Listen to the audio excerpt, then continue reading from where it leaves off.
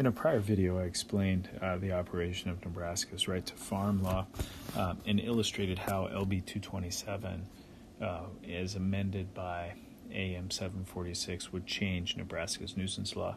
So what I'm going to do today is recap that, but I needed to record a new video because AM 1209 modified LB 227 in some fairly significant ways. So this video helps explain all of that. So if you recall, we had two landowners with row crop operations. We had the Smith tract and we had the Jones tract. And on the Jones tract, which was 1987, we had an operation that postdated the Smith tract, which was 1985. The Smiths installed a livestock feeding operation in 1990, I believe it was.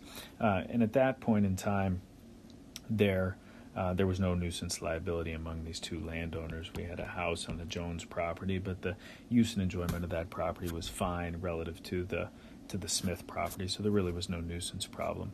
The Joneses, though, sold a chunk of land in 1999 to the Hansons, and the Hansons built a house, and the Hansons sued the Smiths in nuisance, and the Right to Farm Act protected the Smiths from nuisance liability vis-a-vis the Hansons because the Hansons came later in time and the Smiths operation wasn't a nuisance before the Hansons moved into the area. So insofar as any nuisance liability between those two was concerns, Hanson v. Smith, we wouldn't have any nuisance liability there under the existing right to farm law. But what happens if the Joneses install in 2015 a large swine operation? Is there any nuisance liability that attaches to that installation? And the answer to that is yes, there is. The Joneses operation, this new operation, comes after the Hansons, it comes after the Smiths, and therefore the Right to Farm Act just doesn't protect them. So under existing nuisance principles as modified by our Right to Farm law, the Joneses don't get any protection from nuisance liability. The same would hold true if the Joneses had sold this to, for example, Smithfield in 2013, and then Smithfield built this hog operation, or some other entity built this hog operation. Again, that would postdate the change in ownership, the change in use would postdate the prior neighbor's ownership, and so they wouldn't be protected by the right to farm law. LB 227 wants to change that. LB 227 seeks to expand nuisance immunity, the same sort of immunity that protected the Smiths from the Hansons back in 2000.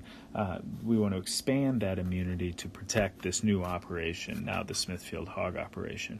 And so LB 227 says even though it's later in time, even though there's a change in ownership, even though there's a change in the type of use, the size of use, the intensity, the technology, all of those changes don't matter. It's a farming operation, and therefore it's protected from nuisance liability as long as it meets four conditions. And those four conditions, at least on the before 1209, those four conditions were: first, it was there for a year; second, it involved no significant change; third, it was using reasonable techniques to keep dust, odor,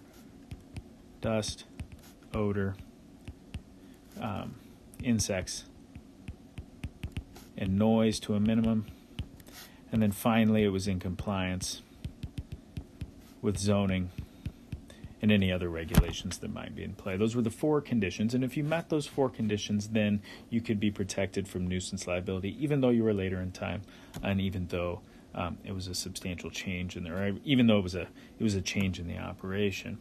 LB 1209 changes this a little bit. LB 1209 says we're not going to do the 1-year provision anymore.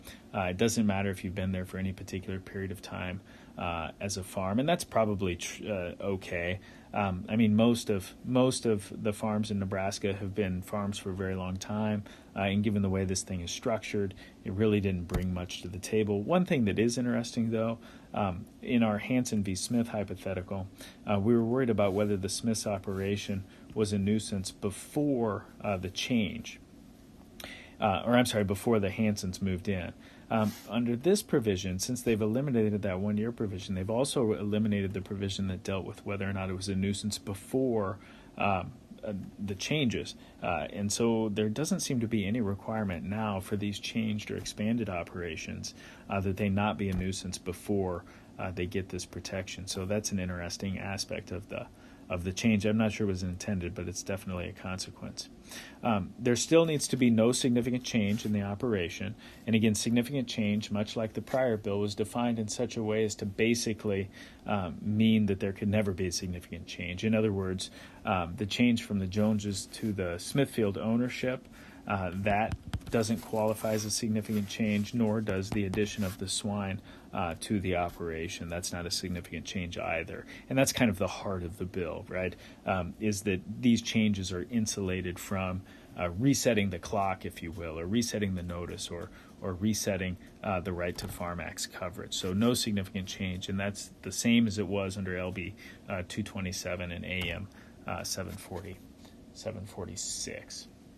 And so that one hasn't changed with AM 1209, nor has the compliance with the zoning. That one hasn't changed either. So those two are the same. The one that has changed is this reasonable techniques to keep dust, odor, insects, and noise to a minimum. That provision has changed in some fairly significant ways. One objection that I had to it early on, or one observation that I had to it early on, was the idea that dust, odor, insects, and noise weren't adequate to protect adjacent landowners from all of the different harms that occur with an operation like this. Now the language has been expanded, and the language that they've used is to quote, place on the owner here, Smithfield, the obligation to use reasonable techniques to quote, mitigate negative effects on the property of others, including but not limited to, and then this list of dust, odor, insects, and noise. And that language does serve to broaden a little bit, or at least to some extent, the scope of interference that an individual has to sort of tolerate. And so the objection I had that dust, odor, insects, and noise was under-inclusive, that's no longer applicable, but there are a couple of other objections that one can make to it. This idea of reasonable techniques is really akin to a notion that the law in Nebraska has dealt with for a long time, which is that nuisance litigation is typically geared at looking at the impacts on the neighbor, the impacts on the Hansons, the impacts on the Smiths, rather than how well Smithfield does what they're doing. And the reason is because it's those impacts that matter as far as nuisance liability is concerned. It's not so much how good Smithfield is at raising hogs and how reasonable the techniques are that they're utilizing in order to minimize their impacts.